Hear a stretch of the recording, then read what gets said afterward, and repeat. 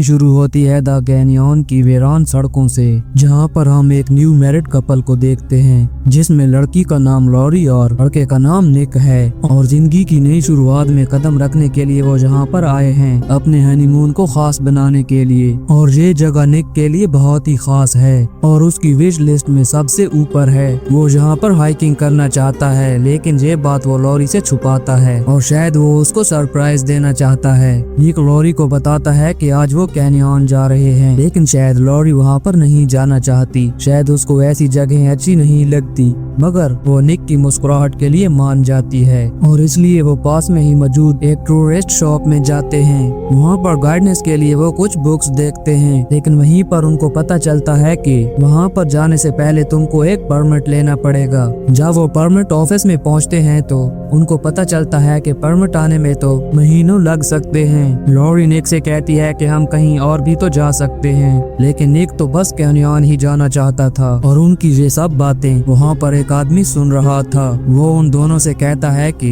मैं तुम्हें वहाँ ले जाने में तुम्हारी मदद कर सकता हूँ। वो कहता है कि मैं इस जगह के कोने कोने से वाकिफ हूँ। निक कहता है कि हम वहाँ नहीं जा सकते, हमारे पास परमिट नहीं है। वो आदमी कहता है कि मेरे पास एक परमिट है और हम उसी परमिट से वहाँ पर जा सकते हैं। और ये सुनकर निक का मूड भी काफी अच्छा हो जाता है और अगली सुबह वो तीनों सफर पर निकलते हैं। और चलते चलते उनके सामने एक नदी आ जाती है और वो तीनों वहीं नदी के किनारे पर बैठ जाते हैं। और वो गाइड हेनरी उनको एक कैनियन में जाने का कहता है। वो कहता है कि जहाँ तक बहुत ही कम लोग पहुँच सकते हैं, और उसकी बात मानकर वो उस कैनियन में चले जाते हैं। और वो जगह तो सच में बहुत कमाल की होती है और ये लम्हा उनके लिए बहुत ही खास है। वो दोनों एक दूसरे से लिपट जाते हैं और हमेशा एक दूसरे का साथ देने की बात करते हैं। मगर जैसे ही वो बाहर निकलते हैं और वहाँ से बाहर आते ही हेनरी उनको वार्निंग देता है कि जहाँ से आगे जाने की इजाजत नहीं है। और हेनरी उससे कहता है कि हाँ, अगर तुमको जाना ही है तो हम अपने दम पर आगे जा सकते हैं। लेकिन लॉरी ये सुनते ही मना कर देती है। वो कहती है हमें वापस लौट जाना चाहिए, मैं बहुत ज्यादा थक चुकी हूँ। लेकिन निक को तो इससे भी आगे जाना है और निक किसी तरह से लॉरी को मना लेता है और फिर ये लोग आगे की तरफ बढ़ जाते हैं। और रास्ते में उनको बहुत सी पुरानी चीजें देखने को मिलती हैं जो जहाँ पर बहुत सदियों पहले आने वाले लोगों की याद बन चुकी थी। और ये सब कुछ एंजॉय करते हुए वो आगे बढ़ते ही रहते हैं। लेकिन अचानक हेनरी का घोड़ा वहाँ पर एक सांप देख लेता है, जिसके कारण वो बहुत ज्यादा डर जाता है और वो सांप हेनरी को काट लेता है और उनके घोड़े भी डर के मारे भाग जाते हैं। हेनरी सांप को मार तो देता है, लेकिन उससे पहले वो सांप अपना काम कर चुका था और उसका एक हाथ भी टूट चुका था। और निक उन घोड़ों को पकड़ने के लिए उनके पीछे जाता है, क्योंकि उनके बगैर तो जहाँ पर जिंदा रहना नामुमकिन है।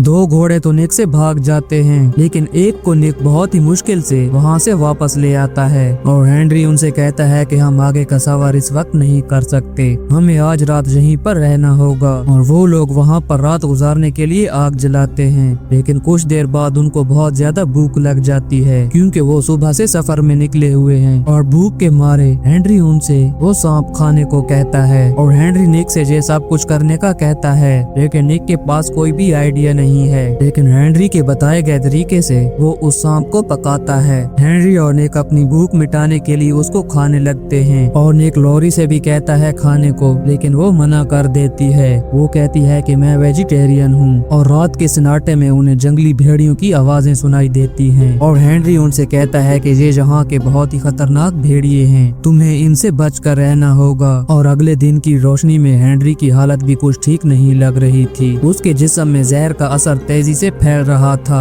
और वो हेनरी को घोड़े पर बैठाते हैं और हिम्मत करके अपनी राह पर चल पड़ते हैं। लेकिन रास्ता है कि खत्म होने का नाम नहीं ले रहा और मजबूरन वो एक ऊंची जगह पर रुकने का फैसला करते हैं। और रात को आग जलाने के लिए वो लकड़ियां इकट्ठी करने के लिए निकलते हैं। अभी वो कुछ दूर गए ही थे कि अचानक उन्हें एक आवाज सुनाई देती है। जब वो वापस आकर देखते हैं तो हेनरी वहाँ से भागने की कोशिश कर रहा था, लेकिन हालत खराब होने की वजह से वो घोड़े से गिर पड़ता है और इसी वजह से वो एक घोड़ा भी उनसे भाग जाता है। और निक जब वापस आता है तब तक हेनरी भी इस दुनिया से कूच कर चुका था और हर आवाज और साए पर जहाँ पे खतरा महसूस होता है वहाँ निक और लॉरी एक दूसरे को हौसला देते हैं, क्योंकि हर लम्हा वहाँ पर दिल की धड़कन तेज कर रहा था। और वो हेनरी को उसी जगह पर दफन कर देते हैं और थकन के मारे आग जलाकर वहीं पर सो जाते हैं। लेकिन कुछ ही देर बाद बाद जब निक की आंख खुलती है, वो अपने सामने उस खौफनाक भेड़िए को देखता है। उस भेड़िए को देखकर निक की तो नींद ही उड़ जाती है और वो लॉरी की जान बचाने के लिए वहीं पर जागता रहता है। और अगली सुबह उसे कुछ भेड़ियों के पैर के निशान दिखाई देते हैं। इससे पहले कि उन निशानों को लॉरी देख लेती,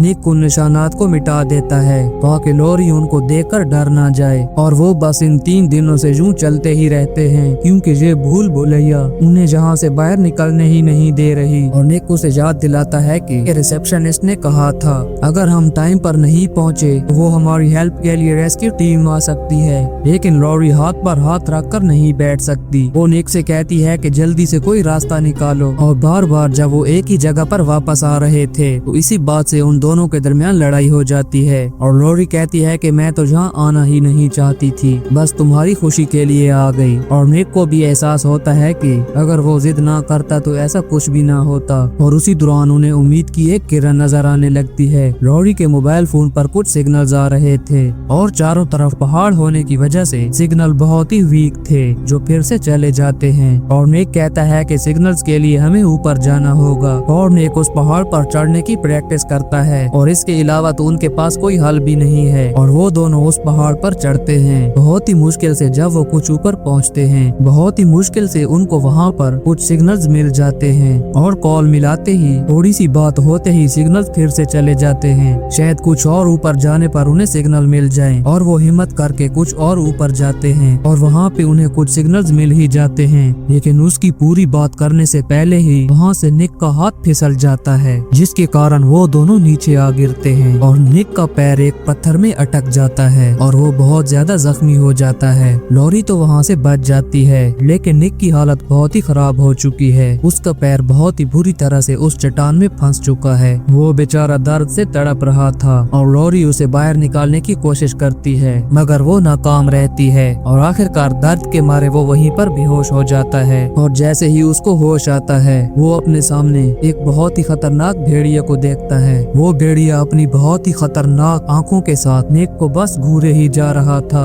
लेकिन वो भेड़िया जैसे ही लॉरी को देखता है, लॉरी के हाथ में एक बहुत बड़ा डंडा होता है जिसकी वजह से वो भेड़िया वहाँ से भाग जाता है। और लॉरी उस लकड़ी की मदद से निक को वहाँ से बाहर निकालने की कोशिश करती है लेकिन वो पत्थर बहुत ही ज्यादा भारी होता है। वो पत्थर तो नहीं हिलता लेकिन लकड़ी टूट जाती है और वो मजबूर होकर खामोशी के साथ निक के पास बैठ जाती है। और निक लॉरी से कहता है कि यहाँ से निकलने के लिए तुम्हें मेरा पैर काटना होगा। तुम्हें पता है ग्रेट कैनियन में एक आदमी घूमने आया था, उसका हाथ भी इसी तरह पत्थर में फंस गया था और अपने हाथ को काट कर ही वो वहाँ से निकला था। और तुम्हें भी ऐसा ही करना होगा वरना हम दोनों यहाँ पर मर जाएंगे। और आखिरकार लॉरी बहुत ही मुश्किल से मान जाती है मगर ऐसा करने के लिए उनके पास तो ना कोई चाकू है ना खंजर। तभी निक उससे कहता है कि हेनरी के पास एक चाकू था, तुम्हें वो चाकू हर हाल में वापस लाना होगा। वो उसी जगह पर जाती है जहाँ पर उन्होंने हेनरी को दफनाया था लेकिन वहाँ पर गिद्धों ने निक की बॉडी को निकाल कर नोच नोच कर खा चुके थे। और लॉरी वहाँ से एक गिद्ध को पत्थर मारकर उड़ा देती है और बची कुची बॉडी को बाहर निकाल कर हेनरी का वो चाकू ले जाती है और जल्द अज जल्द वो निक के पास पहुँचती है। निक की हालत देखकर वो बहुत ज्यादा डर जाती है और वो चाकू को गर्म करके जैसे ही निक को लगाती है तो उसे होश आ जाता है। निक लॉरी से कहता है कि तुम्हें जल्द से जल्द मेरा पैर काटना होगा। और लॉरी दिल पे पत्थर रखकर बहुत ही मुश्किल से हिम्मत करके उसका पैर काटने लगती है और ऐसा करने में उसे बहुत ज्यादा तकलीफ होती है लेकिन इसके अलावा भी तो कोई हल नहीं था। और वो बहुत ही हिम्मत करके अपना काम जारी रखती है और दर्द के मारे उसकी आंखें वहीं पर बंद हो जाती हैं। लॉरी उसकी धड़कन चेक करती है क्योंकि इस तकलीफ से और खून के बहने से उसकी मौत भी हो सकती है। और वो चाकू आधी ही टांग में रुक जाता है जिसके कारण वो एक पत्थर से उस चाकू को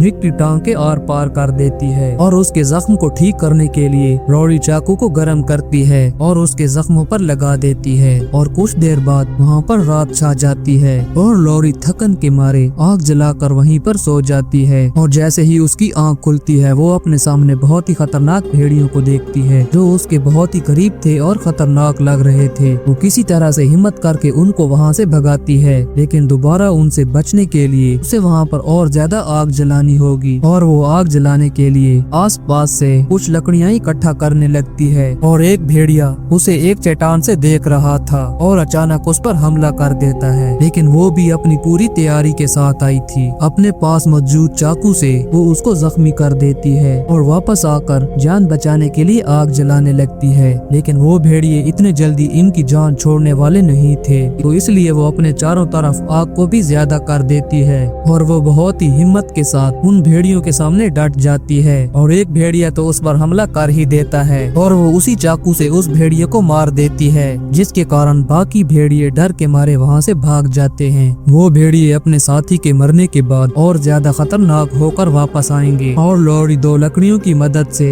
निक को घसीट कर बहुत ही मुश्किल से अपनी मंजिल की तरफ ले जाने लगती है और तभी निक को बहुत ज्यादा प्यास लग जाती है और वो लॉरी से पानी मांगता है, लेकिन पानी तो उनके पास है ही नहीं। लेकिन लॉरी के पास उस भेड़िए का गोश्त होता है जो वो निक को देती है और निक हैरान होता है। वो कहता है तुम तो वेजिटेरियन हो। वो कहती है हाँ, लेकिन तुम्हारी जान बचाने के लिए मुझे ऐसा करना पड़ा। और लॉरी फिर से निक के साथ आगे जाने की कोशिश करती है, लेकिन अब तो उन दोनों की हिम्मत जवाब दे चुकी है। लेकिन लॉरी फिर भी कोशिश करती है। वो एक लकड़ी की मदद से उसको फिर से उठाती है और हिम्मत करके फिर से आगे चलने लगते हैं और एक टांग के साथ वो बहुत ज्यादा थक जाता है और वो फिर से एक जगह पर रुक जाते हैं और लॉरी उसके जख्म को देखती है जो बहुत ज्यादा खराब हो चुका था और निक के जख्म की नई पट्टी करने के लिए वो अपनी शर्ट को काटती है क्योंकि वो कुछ साफ होती है और उसी शर्ट से वो निक की पट्टी करती है। और उधर वो भेड़िए भी उनकी जान नहीं छोड़ रहे थे और कुछ ही देर बाद वो भेड़िए उन तक आ पहुँचते हैं, लेकिन वो किसी भी हाल में उसको अकेला नहीं छोड़ना चाहती। तभी अचानक वो अपने सामने एक भेड़िए को आता हुआ देखती है और वो उस भेड़िए को वहाँ से भगाने लगती है, मगर उसी दौरान दूसरे भेड़िए निक तक आ पहुँचते हैं जो उसको घसीट कर वहाँ से ले जाने ही वाले थे, मगर वो हिम्मत करके उन दूसरों का भी सामना करती है। लेकिन अब तो वो चारों तरफ से घिर चुके हैं और निक को जिंदा हालत में उन भेड़ियों के आगे छोड़ना उसके बस में नहीं होता और ये दर्द वो बर्दाश्त नहीं कर सकती और वो अपना हाथ उसके मुंह पर रख देती है और उसी दौरान उसे बहुत सी यादें आती हैं। उसे भी ये यकीन हो चुका था कि